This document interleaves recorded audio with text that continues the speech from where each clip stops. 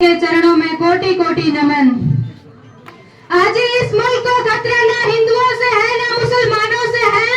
आज इस मुल्क को खतरा ना हिंदुओं से है ना मुसलमानों से है। आज इस मुल्क को तकलीफ है तो बस गद्दारों और बरमैनों से। भूल मत करना मुझे सिर्फ पापा की परी समझने की, कि भूल मत करना मुझे सिर्फ पापा की परी समझने की। मुझे इस वतन की रक्षा के खातिर हथियार उठाना भी आता है। यहाँ की चांदनी मिट्टी का ही गुणगान करती हूँ, यहाँ की चांदनी मिट्टी का ही गुणगान करती हूँ। मुझे चिंता नहीं है स्वर्ग जाकर मोक्ष पाने की, कि मुझे चिंता नहीं है स्वर्ग जाकर मोक्ष पाने की। बस तिरंगा हो कपर मेरा यही अरमान रखती हूँ, यही अरमान रखती हूँ।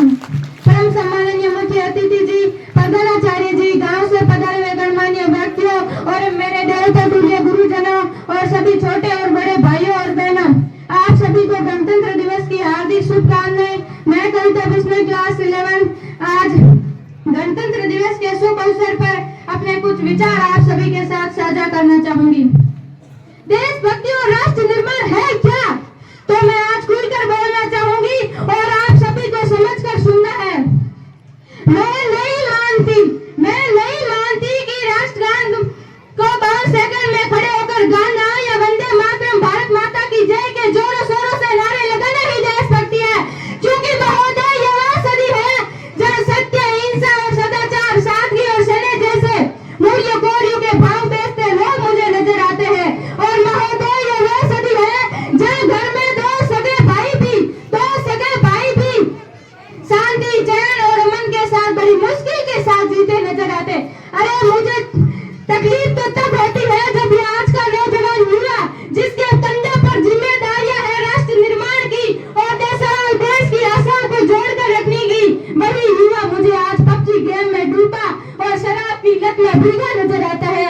वही युवा मुझे आज पबजी गेम में डूबा और शराब की लत में भीगा नजर आता है। तो मैं इन युवाओं को कहना चाहूंगी कि मोह निद्रा में सोने वालों जाग जाओ, अभी भी वक्त है। इससे पहले यह तुम्हारी नींद कहीं श्रेष्ठ को ही ना ले डूबे, इससे पहले यह तुम्हारी नींद कहीं श्रेष्ठ को ही ना ले डूबे। अपने समाज और राष्ट्र के प्रति समर्पण का भाव है हमारी देशभक्ति। हर देशद्रोही के जीवन में आने वाला तूफान है हमारी देशभक्ति। धर्म लोकता को बचाकर ईमानदारी से किया गया हर वो काम है देशभक्ति। धर्म लोकता को बचाकर ईमानदारी से किया गया हर वो काम है देशभक्ति। एक बीमार गरीब बुजुर्ग को दवाई दी जाए तो वो है देशभक्ति। और एक पत्रकार अपनी पत्रकारी पूरी ईमानदारी से करे तो वो है देशभक्ति। और एक शिक्षक पैसों के लिए नहीं, कि एक शिक्षक पैसों के लिए नहीं, विद्यार्थी को आगे बढ़ाने के उद्देश्य से बढ़ाए तो वो है देशभक्ति, तो वो है देशभक्ति। तो मैं इन देशद्रोहियों को कहना चाहूंगी कि ये हवा में जहर घोलने वाला तुम क्या, ए हवा में जहर घोलने वाला तुम विजय हमारी तक,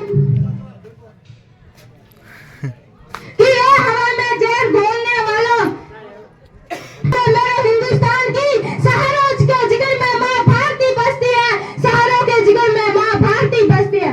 और अब मैं बता दूं, आज मैं बात करूं महिलाओं की, तो महिलाओं को आरक्षित की नहीं संरक्षित की जरूरत है।